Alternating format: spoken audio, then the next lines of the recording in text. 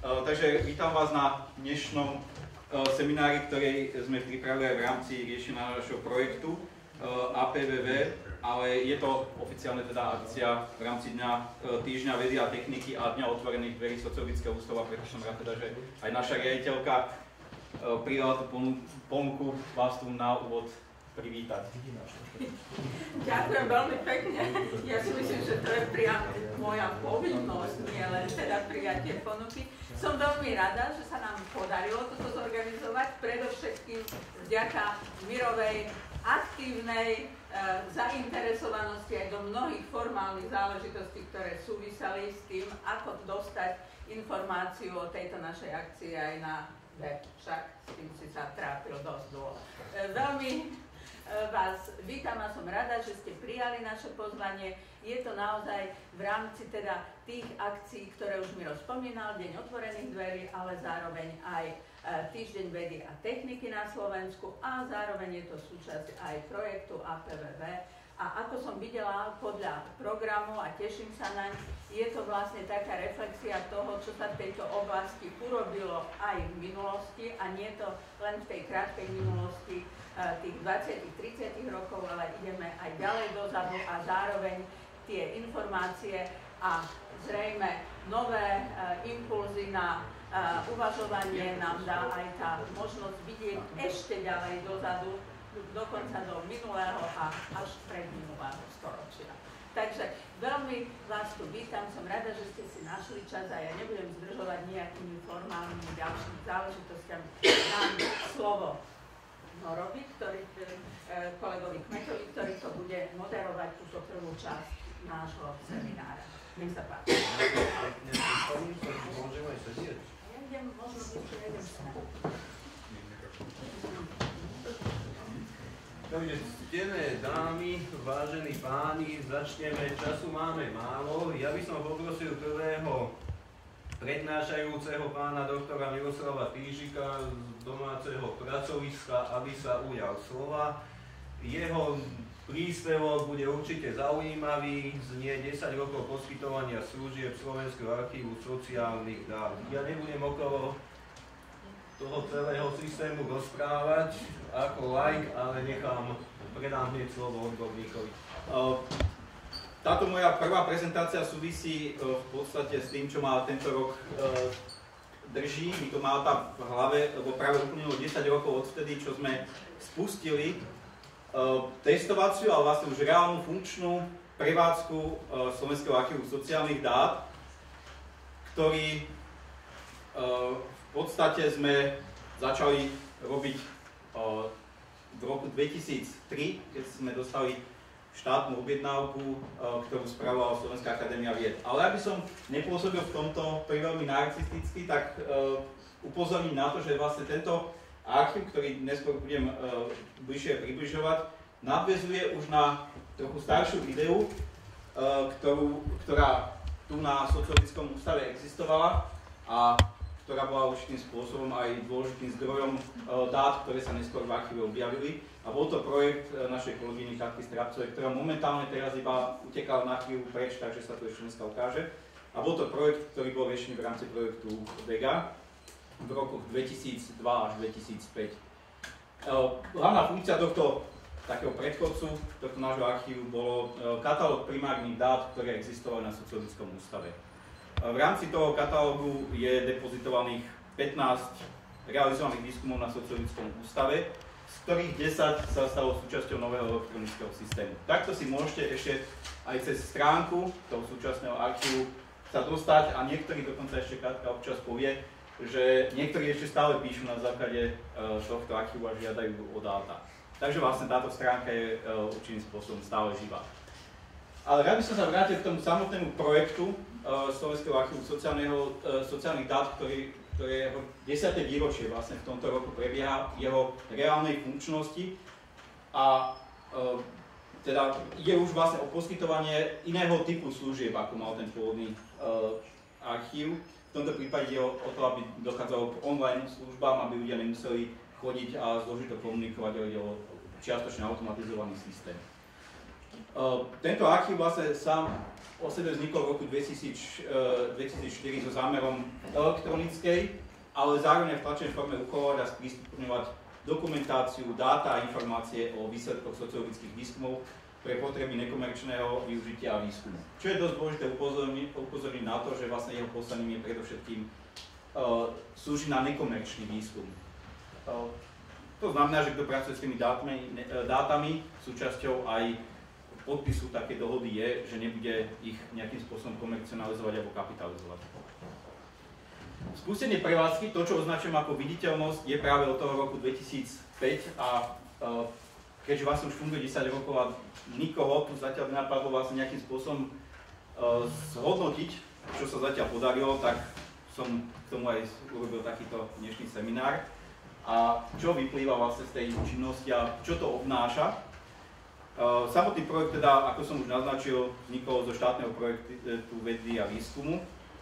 A riešiteľským tímom, napriek tomu teda, že teraz sme na pôde Sociologického ústavu, riešiteľský tím bol predovšetkým z katedry sociológie Filozofickej fakulty, kde teda vedúcim projektu som bol ja a členmi bol docent Bunčák, Martina Bausová, ktorá teda počas projektu ale odišla a nahradil Milan Zeman a potom ešte kolega Roman Džambazovič. To bol tím, ktorý vlastne bol riešiteľmi projektu, ktorý založil tento archív sociálnych dát, ale intenzívna spolupráca dôležitá bola so Sociologickým ústavom, najmä Milo Bahna, ktorý vytvoril dizajn logo web stránky a ktorý nám vlastne technologicky výrazne vypomohol pri tomto zakladaní archívu. A súčasťou potom vlastne rozbehu aj archívu bolo vytvorenie inštitucionálnej dohody medzi katedrou sociológie a Sociologickým ústavom, že budú spoločne prevádzkovať tento archív. To znamená, že vlastne každá tá strana má možnosť vstupovať vkladaním dát alebo môže získavať granty na to, aby rozvíjala ďalej činnosť tohto projektu. Tu je vlastne ukážka stránky, ako to v súčasnosti vyzerá. To, čo tam krúžkom označené, tak cez to sa môžete dostať na ten pôvodný zoznam, ktorý vytvorila Katka Strapcová, to, čo som vám tu naznačil. A takto môžete vidieť ten základný prehľad, že čo sa dá vidieť. Sú tam vlastne popisky, ako sa zorientovať v dátach, katalóg dát, vyhľadávanie, k čomu sa ešte dostanem a podobne. Takže toto je vlastne výsledok, ktorý v tejto podobe takmer existuje tých 10 rokov. Výrazný posun v tom vizuáli a v základných funkciách nenastal.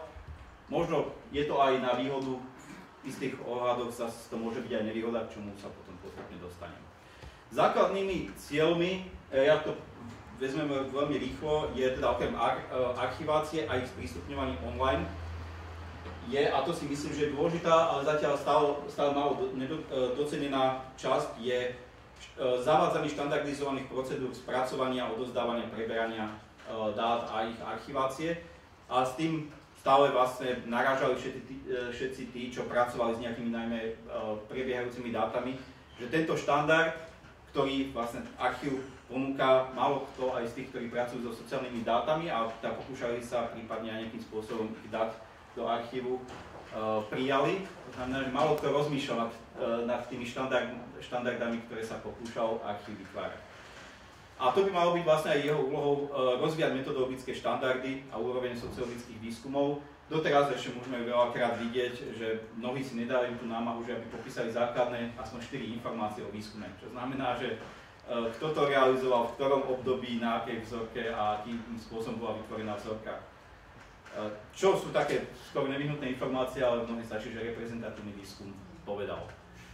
Čo je vlastne teda ani po tých 10 rokoch sa to, čo sme mali ambíciu štandardom, nestalo. Ale zasa už vidíme, že v médiách už sa to postupne stáva štandardom a teda môžeme si pripisovať aj nejaké zásluhy, že možno sme nejak ovplyvnili túto kultúru citovania výskumov.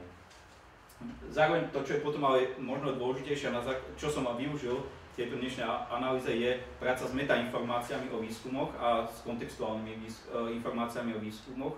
A to je pravdepodobne pri archivácii najzložitejšia vec, nájsť podrobnejšiu dokumentáciu o tom, z akých podmienok niektoré výskumy vznikli. Najmä v prípade starších výskumov je to niekedy takmer nemožné nájsť. Ale je to zároveň úloha pre súčasníkov, aby vždy spolu teda s dátovým súborom dotazníkom dávali aj ďalšie informácie. Napríklad, čo sa neskôr ukáže, z akého grantu alebo z akých prostriedkov boli financované jednotlivé výskumy, alebo z akých grantov boli zaarchivované tieto výskumy. Potom to, čo bolo cieľom archívu, bolo vytvoriť užívateľsky priateľné prostredie, čo je skôr otázka, že či sa naozaj podarilo vytvoriť pre tých, ktorí to využívajú. Zároveň podpora výskumu, čo už potom sa postupne ukazuje, že viacerí, dokonca aj v inštitúciách, ktoré nie sú priamo spojené s akademickým prostredím, využívajú niekedy v svojich výskumoch, replikujú otázky, ktoré už sú aj archivované. Škoda len teda, že tie výskumy nie sú potom zase spätne dané aj do archívu sociálnych dát, aby sa dali potom porovnávať. Porovnávajú skôr iba určité komerčné alebo neakademické subjekty a využívajú teda nejaké dáta od nás, ale spätne neobohacujú naše zdroje. Okrem replikácie výskumov je to vlastne aj databánkov otázok, aby ľudia mohli pri vytváraní svojich vlastných projektov vidieť, aké rôzne otázky boli v určitých témach položené a takým spôsobom môžu prípadne robiť aj kritickú analýzu, ako otázka môže ovplyvniť výsledok nejakého výskumu. Potom výskumná činnosť, možno, že aj táto moja analýza je súčasťou takej výskumnej činnosti. Ale to, čo je dôležité a čo potom sa pokúsim naznačiť, že tento archív mal byť aj informačnou križovatkou, aby sa cez informácie o výskumoch, prípadne cez samotnú stránku archívu mohli dostať návštevníci k rôznym iným zdrojom dát po celom svete. To bude najmä teda súčasťou prezentácie, ktorú budem mať po obede, kde naznačím, kde všade sa dajú nájsť zdroje z výskumov. Takže toto je vlastne taký pohľad, keď si otvoríme niektorý z výskumov, v tomto prípade je to výskum, jeden z takých starších, trvania a zmena na Slovensku. A cez toto by mali byť ne na prvý pohľad viditeľné základné informácie o výskume, teda kto je autorom výskumu, kedy sa zberal, kto zberal dáta, aký bol typ výberu, počet respondentov, abstrakt, aby bolo jasné, na čo bol zameraný. A zároveň môžeme tam aj vidieť dostupnosť dátového súboru. Zatiaľ väčšina sú otvorené, prípadne niektoré sú také, že tam existuje odkaz na iný archív, v ktorom sú voľne prístupné dátové súbory. A zároveň tu môžeme vidieť, čo všetko, aká základná dokumentácia k dispozícii, prípadne aj aké publikácie s tým pracovali. Takže toto je vlastne, a toto sú len veľmi stručné informácie o každom výskume. Ďalej sa dajú nájsť kontextuálne informácie. Tu je vlastne taká ukážka začiatku stránky, kde je teda veľmi podrobné opísané aj so zoznamom otázok, aj s tými informáciami o financovaní grantov, archivácia a podobne. A to je dosť dôležitá časť, ktorá je vlastne výrazne zanedbávaná a ktorá ukazuje to, čo by sme mohli označiť ako tú neviditeľnú časť archívu alebo archívnej činnosti. Ak by som zhrnul v súčasnosti, keď si pozriete ten katalóg dát, ktorý je, tak tam môžeme vidieť 32 výskumov, z ktorých 3 sú také vlastne, že sú iba kontextuálne informácie alebo zoznam otázok. Sú to výskumy Európskej sociálnej sondy, keďže tie dáta vlastne sú dostupné na ich stránke za celú Európu, tak my sme to vlastne využili z dôvodu porovnateľnosti otázok a stali súčasťou katalógu dát a zároveň katalógu otázok.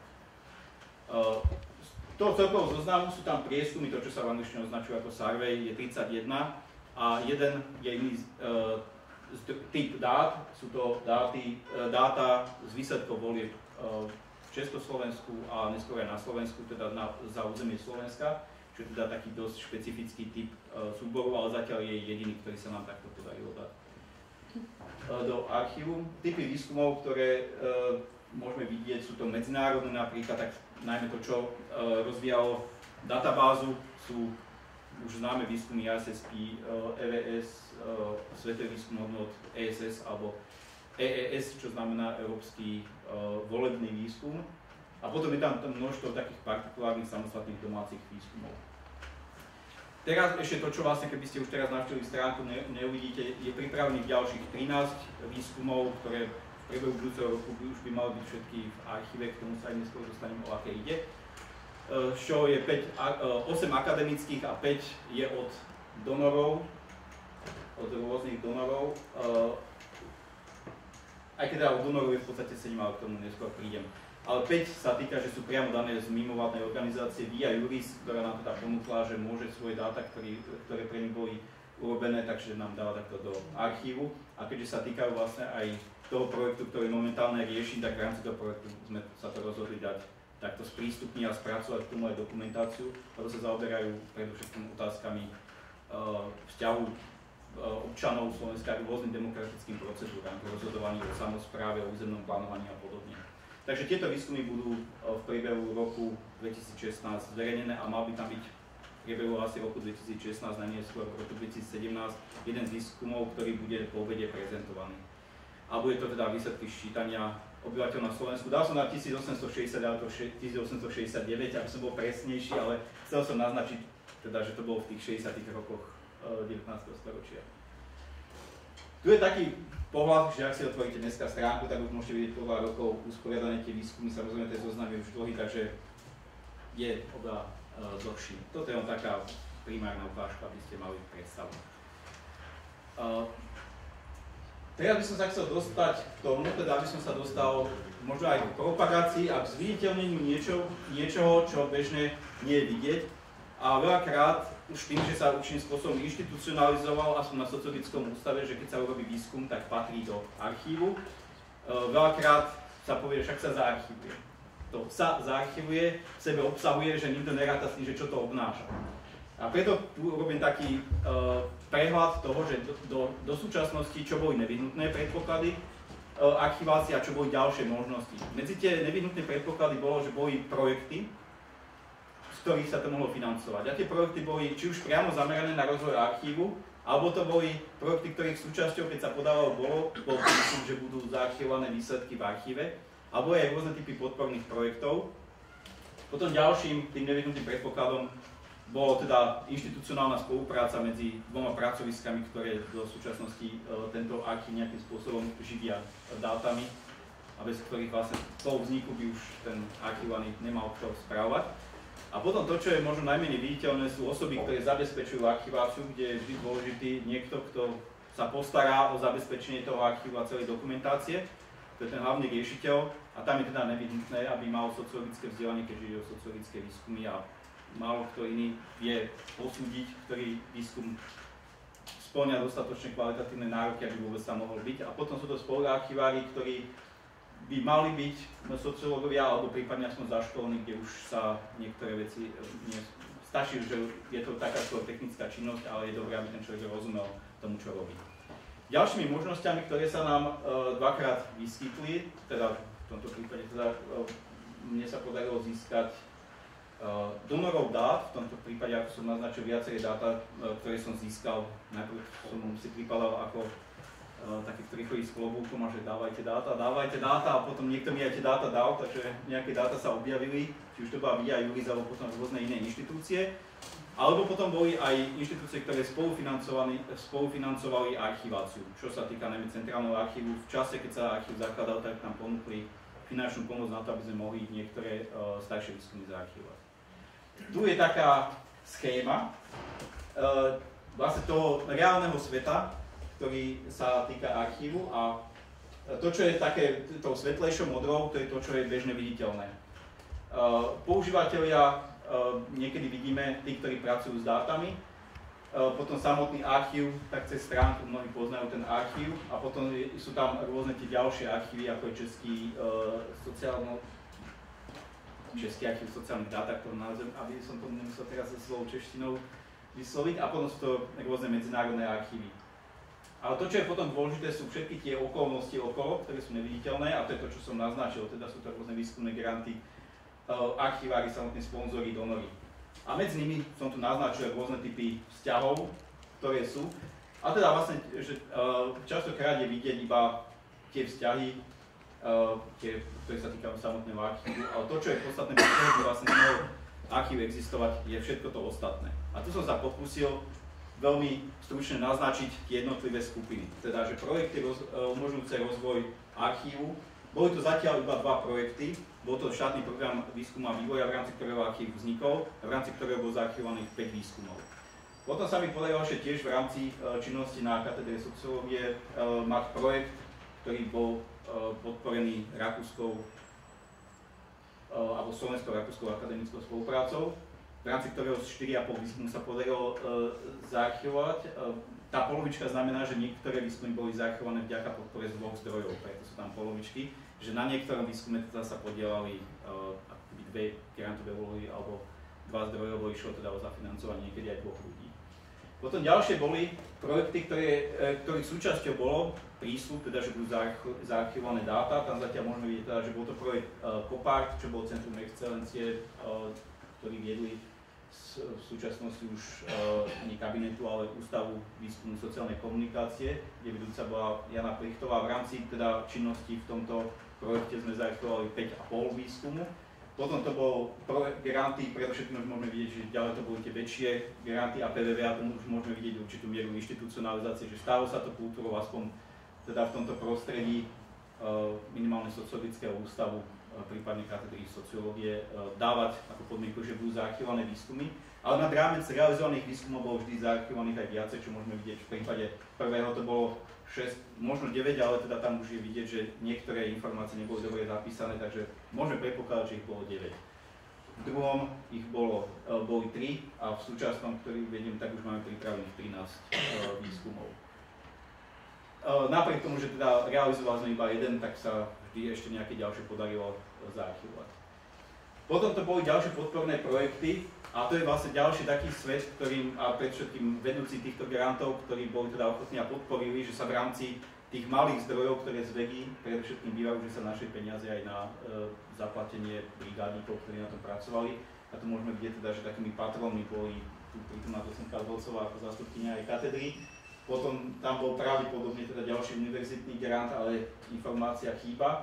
Potom to boli ešte teda granty Zuzany Kusej a Vladimíra Krivého. Potom som urobil prehľad, kto boli tie archivári, teda tí, ktorí sú uvádzaní, tí, ktorí za to zodpovedali, to sa ukazuje, teda tu je taký prehľad, kto všetko sa podielal na činnosti a mal na starosti konkrétny výskum, a to sú počty. Takže toto sú vlastne tí, čo boli uvádzaní ako hlavní archivári. S tým, že potom vlastne, keď už sme, a toto je oveľa niečo aj dôležitejšie, sú to tí spoluarchivári a brigádnici, teda pri všetkým tí, ktorí robili tú takú špinavú robotu, že preklápanie dát z jedného formátu do iného formátu, usporiadávanie do tých systémov, a tam už môžeme teda vidieť, že tu sa vystriedalo veľké množstvo ľudí, čo je jedna z takých pomerne dosť slabých stránok doterajšej činnosti, že v tomto môžem to tak zhodnotiť, keď sa pri tom pozrieme, že stále to zostáva na také poloamatérskej úrovni. Že je to postavené dosť výrazne na brigádníkoch. A potom sponzormi, ako som naznačil, teda bol Centrálny archív z Nemecka, ale jedným sponzorom bola aj Katedra knižnej a informačnej vedy Filozofickej fakulty, ktorí teda poskytli a chceli, aby zažila ich študentka prax v takomto archíve, aby niečo malo, tak vlastne ona v rámci praxe jeden výskum zaarchivovala a potom nám teda pomáhala pri ďalších. Medzi donorov dát, čo si myslím, že je slušné ich všetkých zmieniť, tak tu som robil taký prehľad, že kto všetko teda dal spolu to inštitúcia aj súkromné osoby. Medzi inštitúciami zatiaľ, teraz som už spomínal Via Juris, ktorá nám dala 5, ktoré sú v archivácii, bol to Inštitút pre verejné otázky, nám venoval jeden ústav politických vied, pre všetkým tu prítomný Juro Marišia, ktorý tu je tak tiež už je pripravený jeden výskum. Boli to kolegovia z Európskej univerzity Viadrina, ktorí nám venovali jeden výskum. Potom to bol Spoločensko-vedný ústav SAV z Košíc, ktorí nám teda dali výskumy SS, ale oni sú 3, nie 2, to je ono, takže 3 sú tam takto zaarchivované zatiaľ. Potom to bol Centrum excelentnosti kolektívnej identity, čo je teda iné Centrum excelentnosti, ktorý zastupoval Vladimír Krivý, a Centrum excelentnosti COPART, ktorí vlastne tie svoje výskumy tam potom dali do archívu. Medzi osoby môžem zmeniť Ľubomíra Siváka, ktorý nám dal exkluzívne stratené výskumy z roku 1968, kompletné s dotazníkmi, aj z roku 1989 ešte z augusta, teda z obdobia pred revolúciou.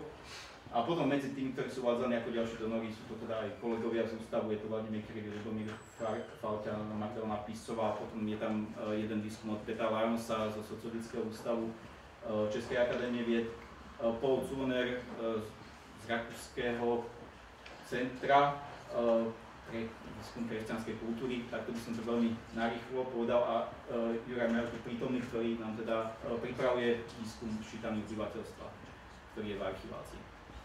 No a teraz na záver asi aké najväčšie problémy, keď sa to dalo zhrnúť, zatiaľ vyplývali z činnosti tohto archívu. Je to problém získavať dáta a úplnú dokumentáciu z výskumov, či už z akademických, verejných a súkromných, alebo neexistencia kompletnej dokumentácie. problém zatiaľ vidím, že z akademického prostredia si myslím, že to je jeden z najväčších problémov, že nestalo sa štandardom, to čo je vo svete štandardom, kultúra zdieľania dát a mnohí si ich chcú chrániť, z nejakých dôvodov chcú sedieť na dátach.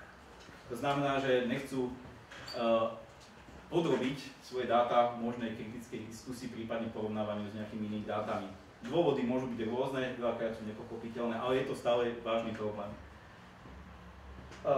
Potom je to nestabilné financovanie projektu, samotného archívu.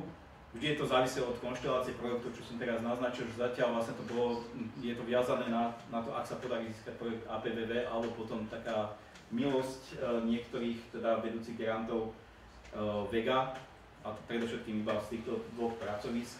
Zatiaľ niektorými veľmi sa neprejavil, že by rátal s tým, že treba nejakým spôsobom mať aj zdroje na to, ak má nejaký výskum a chce podporiť archiváciu.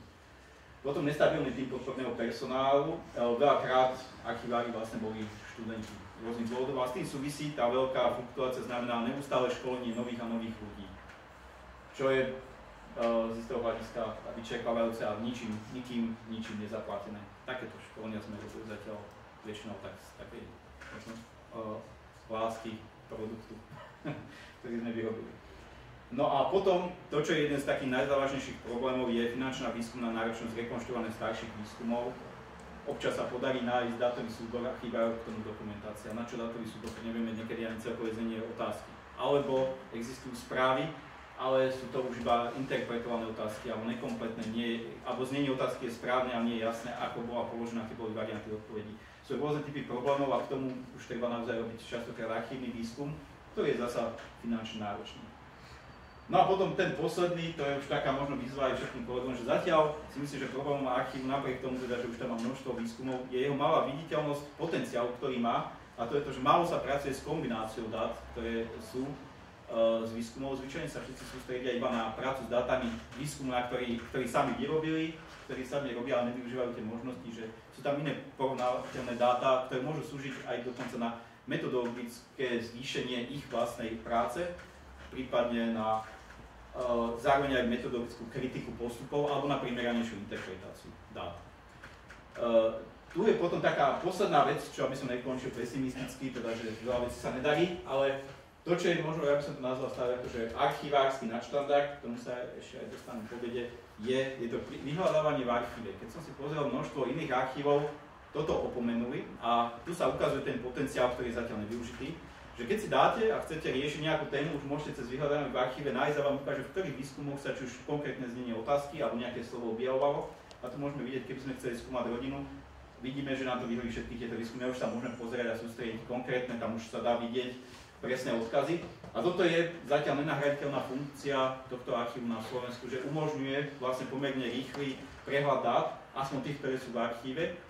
A možno aj to výzvou by malo byť, že napriek tomu, že existujú dáta aj mimo tohto Slovenského archívu sociálnych dát, ich zmysel a viditeľnosť sa zvyšuje a stáva reálnou, až keď sa objaví možno v tomto archíve práve vďaka tomu, že pri vyhľadávaní tém, príbuzných tém, podobných otázok sa zviditeľný a niekomu, kto nemá možnosť hrabať sa v britskom archíve sociálnych dát, tak môže objaviť, keď určite dáta sú u nás, aspoň databáza za otázok, tak môže vedieť, že ak chcem tú otázku, môžem prejsť do britského a tam už nájdem dátový súbor. Takže toto je vlastne taká určitá pochvala toho systému, ktorý Slovenský archív sociálnych dát ponúka a ktorý teda dokonca z viacerých archívov v Európe, na moje prekvapenie, ktorí majú bohatšie systémy, používajú vyššie štandardy, tak oceňovali, že práve toto je niečo, čo sa im veľmi páči na tomto archíve. Takže ďakujem za pozornosť. Už viem, že som bol dlhšie, ako som mal byť, ale v každom prípade dúfam, že to malo pre vás význam. A ak máte ešte teraz k tomuto otázky, tak môžete možno jednu, dve a potom až po druhom. Kvôli času, aby sme teraz mali aj na kolegu ten istý čas, aby to nevypadalo, že jeden má viacej a druhý menej. Takže nech sa páči dve tie otázky. Nech sa páči, pán doktor Varušiak. Tak veľmi rýchlo, čo to má znamenať, keď hovoríš o polvýskume napríklad?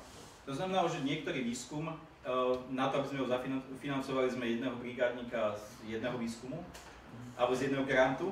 ale keďže to bolo málo, tak sme museli druhého zafinancovať niečo iné. Princíp je, že niektorý pracoval na spracovanej úprave dátového súboru, teda musel byť kompetentne vedieť pracovať so štatistickými softvermi, zatiaľ čo druhý robil tú mechanickú prácu vpisovania otázok a týchto kontextuálnych informácií. Takže každého sme zaplatili z iného grantu, ale inak by sme to nedokázali robiť. Takže takýmto spôsobom mohli vznikať polovičky výskumov.